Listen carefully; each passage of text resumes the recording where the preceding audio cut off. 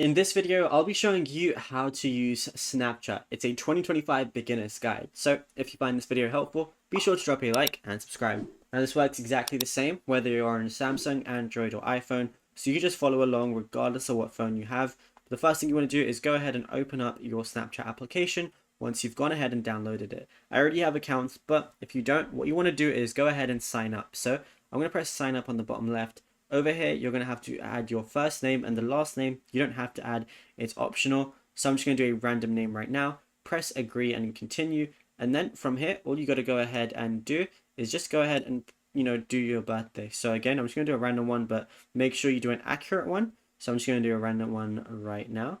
Then you have to change your username. So all you got to do is just make a username. Now, try and make it really unique because your username that you choose might not be available. So if I did something really generic like Ant or something, it says it's going to check it and now it says Ant is not available. So you got to do like either one of the suggested ones or make it a bit more complicated and a bit more unique, and then it should work. You're then going to have to choose your password, verify your email, and then you're going to be logged into your account. So right now I'm logged into a fresh account. This is how it's going to look, and there's a lot of things to go through.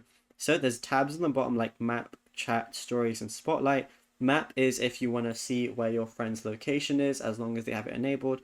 Chat is obviously where all your friends list is going to be, and then you can chat and everything. You can also select full access to find friends if you want, if you want to see your contacts on Snapchat, but I don't, so I'm not going to do that, but you can easily do that as well. And then stories is like, let's say you post a story on Snapchat, it's going to appear here. There's also a discovery page where you can basically see a lot of reels or a lot of pretty much anything. So you can go here and find whatever you want. And spotlight as well, which is kind of like TikTok. So yeah, there's basically a lot you can do. On the top left, you're going to see that profile icon right there. And then you're going to basically be able to do a lot from here.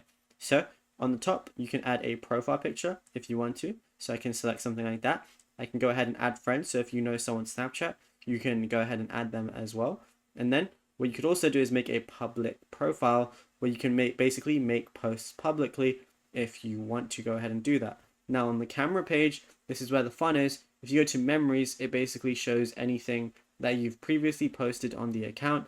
And another thing you can do is also swipe through these different filters, which, they give you a lot of functionality, which is pretty cool. But once you're done with that, you'll be good to go. Now, if you found this video helpful, be sure to drop a like and subscribe.